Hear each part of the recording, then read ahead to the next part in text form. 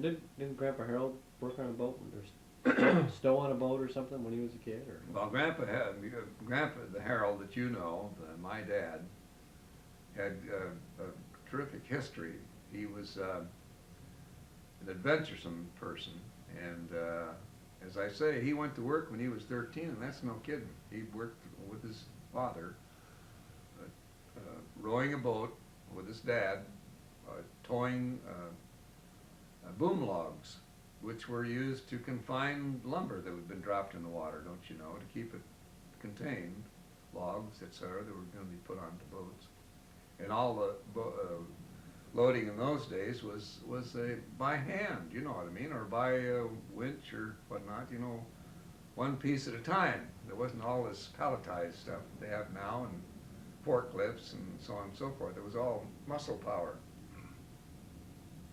So he was a pretty well-developed guy by the time he was 16. And at the time of the gold rush back in Alaska and the Klondike and all the things you hear about Dawson City in 1895, 1896 along in there, he was 16 years of age, and he had a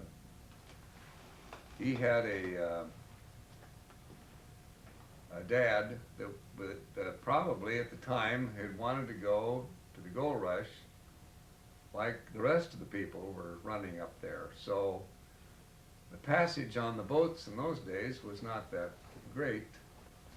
So he took my dad's older brother and himself. My older uncle's name was Uncle Ed. He took Ed and himself. Incidentally, my grandfather's name was Will Harold, and that's what they called him. A handsome man, white-haired, mustache type. Uncle Bill looked something like him, you know, and really a great guy. So he and Ed went to Alaska. Well, my dad was kind of PO'd, as you say nowadays, about it, because he wanted to go too. Well, it was really not the money to pay for it. So my dad, unbeknown to my grandmother, packed all of his stuff up really nicely and took a little lunch, went down to the ship, to another ship that was leaving, stowed away with the mules. They hauled mules up there in them days to Alaska. That was the only mode of transportation, carrying supplies over the pass, the Yukon Pass and whatnot. And so, what do you know? He's missing at home. Mother didn't know, the grandmother didn't know where the hell he was. From what I can gather, although somebody said that he told one of his sisters to tell his mother the next day or the next night as soon as he was long out to sea, you see. Because the boat would go down the Willamette River, down the Columbia, and get over the bar, and that's all he wanted. Once he was gone there, she couldn't do anything about that, you see. So that's where he went. He stowed away in that boat with the mules in the hay. We got down there, you know, he had his food. And he had no problem with heat because he was right in that boat. It was an old steam boat, you know, and there's when they first had steamboats and all that stuff, you know, in the early days of marine mariner's life, you know. And there are pictures of it somewhere around in some of the archives of the house there. But anyhow, he got on that boat. And when he got as far as Seattle, the boat was to pull in to get supplies and load more for Alaska. And lo and behold, he was discovered on the ship. And the mate, or whoever he was, bosun or whoever found him, was going to kick his ass off of there right now. He had no ticket.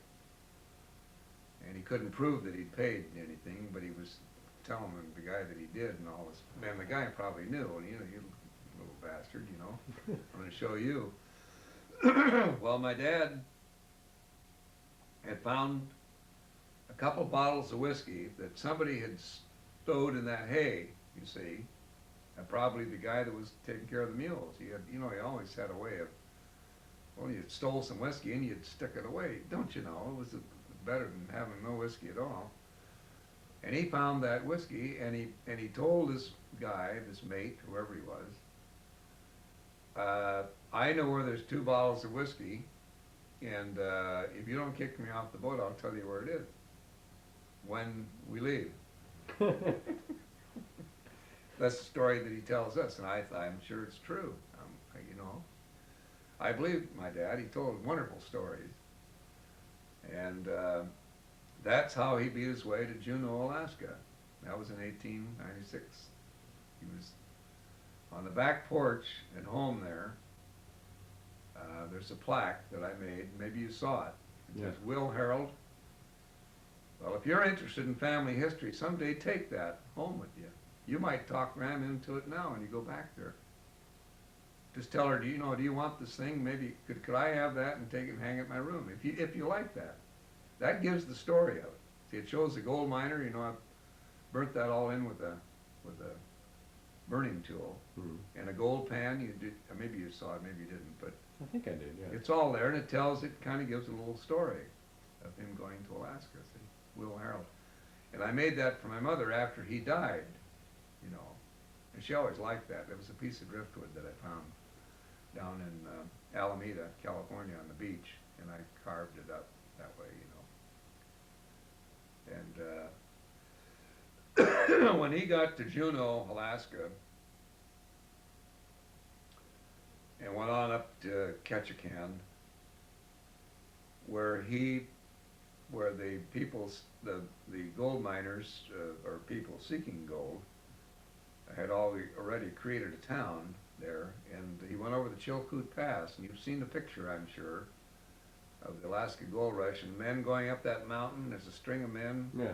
It's a famous picture. It's in the Smithsonian Institute. Well, he probably wasn't one of the men in that photograph, but that's the route he took with all the rest of the people.